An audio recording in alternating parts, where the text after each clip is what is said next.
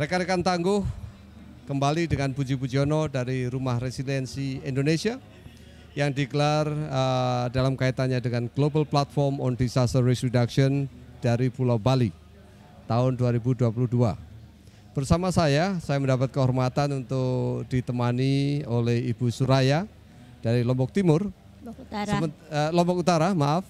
Setelah ini saya akan mengajak beliau memperkenalkan diri. Kemudian kita akan berbincang-bincang tentang peran beliau di dalam pengurangan risiko bencana di Lombok Utara, terutama dalam kaitannya dengan pasca bencana gempa di Lombok Utara.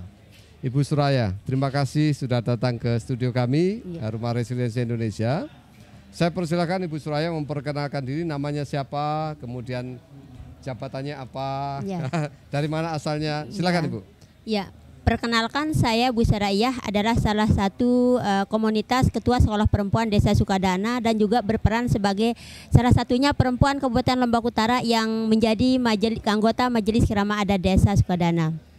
Nah, peran saya di pasca gempa di mana komunitas saya di situ melakukan membentuk adanya pos-pos pengungsian untuk bisa mengklaim bahwa ketika terjadinya bencana itu bahwa pos-pos perempuan itu kami tujukan untuk membantu terutama untuk yang disabilitas, perempuan kepala keluarga, termasuk yang ibu hamil yang dimana kadang mereka itu tidak tersentuh oleh bantuan. Oke, Ibu Suraya pelan-pelan. Oke, jalannya pelan-pelan. Saya tanya dulu, waktu itu yang terjadi gempa bumi di Lombok Utara, di Desa Sukadana, itu waktu itu kira-kira yang meninggal berapa orang? Nah, yang meninggal waktu itu lebih dari 100-an orang. Rumah yang rusak dan hancur kira-kira semuanya atau? Sebagian. Sebagian, ada sekitar separuh? Sepertiga. Sepertiganya dari rumah itu hancur dan penduduknya harus mengungsi. Ini mengungsinya di apa? Di tenda kah, di sekolah atau di apa waktu itu? Nah, waktu itu kejadian gempa yang pertama itu adalah terjadinya sekitar pukul 7 pagi di hari Minggu. Nah, karena mendapat isu adalah tsunami, akan terjadi tsunami, akhirnya kami menyelamatkan diri untuk mengungsi ke arah selatan ke dekat perbukitan. Di situ kira-kira 7 sampai 11 km dari rumah kita. Dari Lombok Utara lari sampai 8 km ke selatan. Iya, ke selatan. Menghindari tsunami. Iya. Teman-teman sekalian, ini salah satu yang kita harus pelajari dan memahami, bahwa menyelamatkan diri dari tsunami lari 8 km ke arah daratan. Ini sesuatu yang perlu kita pikirkan. Tetapi kembali ke Ibu Suraya.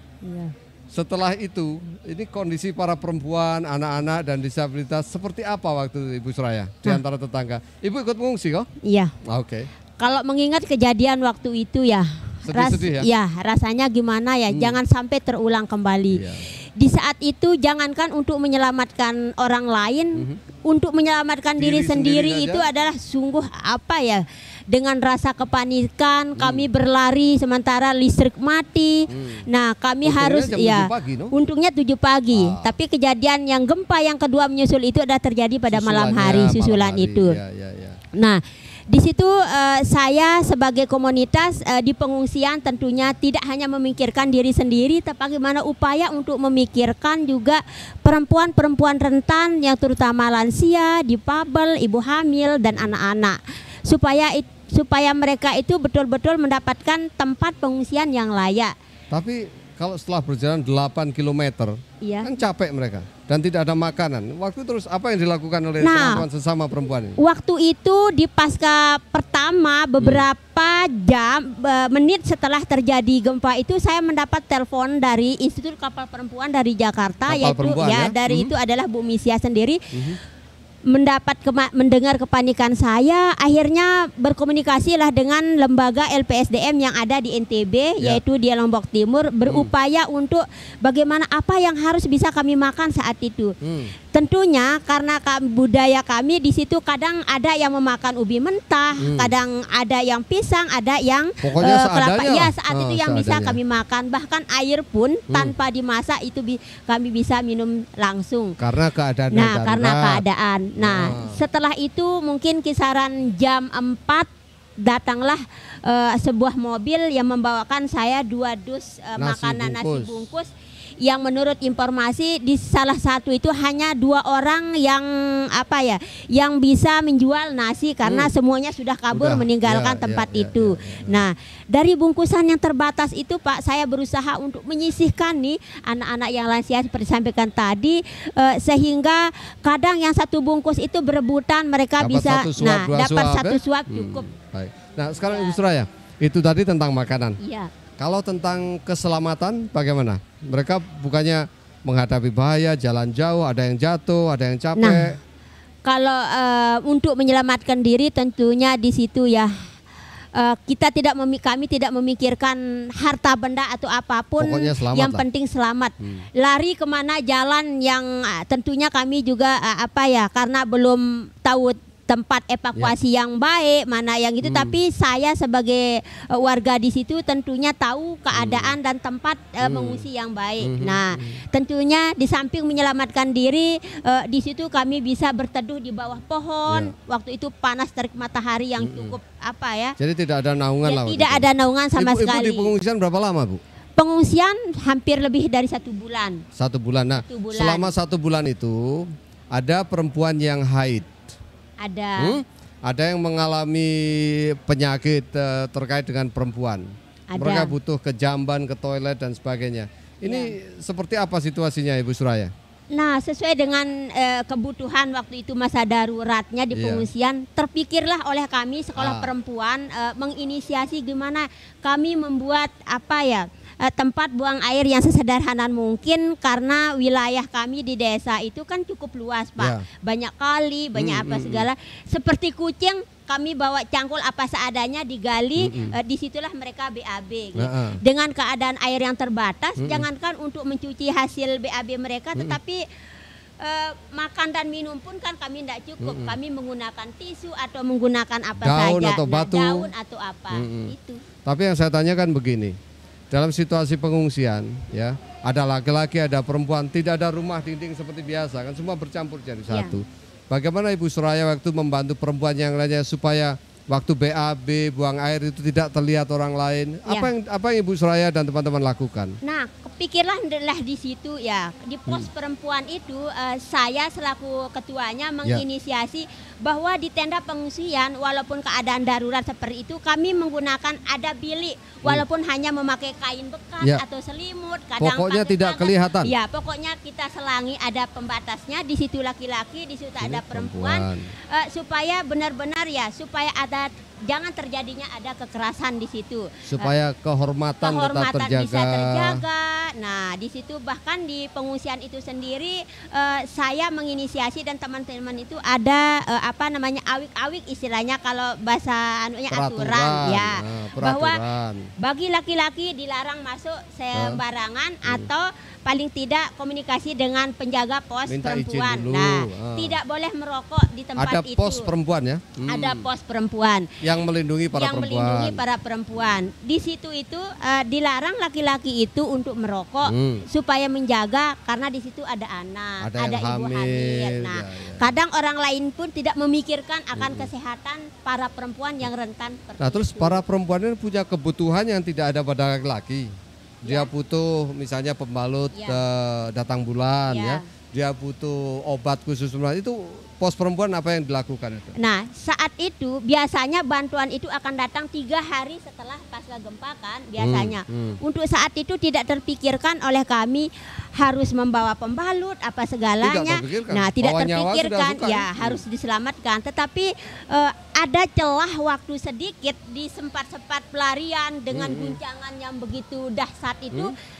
Saya dengan beberapa teman saya itu mencoba lari kembali ke rumah untuk mengambil apa yang ada seperti pembalut, walaupun kadang ada yang ibu anak remaja yang haid itu kadang mereka pakai kain apa seadanya pokoknya bisa melindungi ketika itu dan tetap bersih. Nah, kesempatan itulah kami culik untuk dilakukan oleh pos perempuan, bagi peran. Kamu harus mencari obat, kamu harus mencari pembalut. Nah, kepikiran seperti itulah. Ini kami. kalau tidak ada pos perempuan kan tidak ada yang berpikir. Tidak ada. Tidak Kalaupun mungkin, ya? banyak pengungsian dari orang-orang lain tidak memikirkan Sampai bahwa ke sana. keselamatannya para perempuan terutama yang rentan itu. Tapi kami sendiri berusaha untuk, kita harus berupaya saling nih, melindungi. saling melindungi gitu. Berikutnya, waktu setelah sekitar 3 bulan itu, pemerintah mulai datang tentunya. Iya. Terus ada semacam posko atau Iya. apa gitu ya.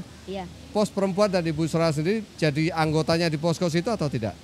Ada. Ada. Jadi Ya. apa waktu itu? Nah, kebetulan waktu itu kami menginisiasi pos perempuan itu ada di 4 titik. Di 4 titik. 4 titik. Ada di wilayah utara, tengah, selatan, dan paling atas. Ya. Nah, pos perempuan yang di titik pertama itu di sana adalah tempat pendistribusian bantuan di situ. Dari posko pemerintah. Dari posko pertama. Nah, kami subsidi silang. Nah, apa yang dibutuhkan oleh pos 2 itu tentunya kekurangan itu akan diambil di situ.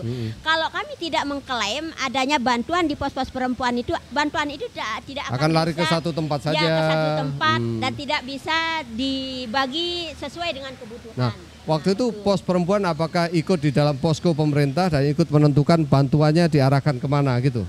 Ikut memutuskan? Ya, waktu itu sempat kami miskomunikasi karena pos perempuan waktu itu yang paling banyak mungkin Pak pusat bantuannya, sehingga adalah rasa kami terima Ada cemburu. emangnya ya kecemburuan sosial di situ dibilang emang sekolah perempuan saja yang kelaparan di pengungsian, sempat itu terpikirkan oleh mereka. Jadi ya. pos perempuan ini sempat mendapat banyak bantuan untuk disampaikan kepada perempuan sehingga yang lainnya sampai cemburu ya? Ya. Padahal bukan hanya itu hanya sebagai wadah tempat kami menyalurkan pos perempuan, tetapi yang menikmatinya di luar pos komunitas kami juga menikmati, bahkan di luar desa kami. Baik. Ya, jadi itu. rekan-rekan sekalian, ada 4 hal yang saya pelajari dari Ibu Suraya. 1, dalam situasi bencana, pasca bencana, teman-teman perempuan ini membentuk pos, kemudian yang melakukan 1, memenuhi kebutuhan keselamatan. Yang kedua, memastikan mereka mendapat kebutuhan dasar. Yang ketiga, sesuai dengan terutama kebutuhan yang terkait dengan perempuan. Yang ketiga, memastikan perlindungan para perempuan dari bahaya di sekitarnya, termasuk dari para laki-laki dengan membentuk awik-awik. Dan yang keempat, menjadi bagian pengambilan keputusan di tempat pengungsian itu, misalnya terkait pembagian atau distribusi bantuan. Nah, Ibu Suraya, sekarang saya akan bergeser. Setelah bencana berlalu, terus ada mulai pembangunan kembali, rehab rekon.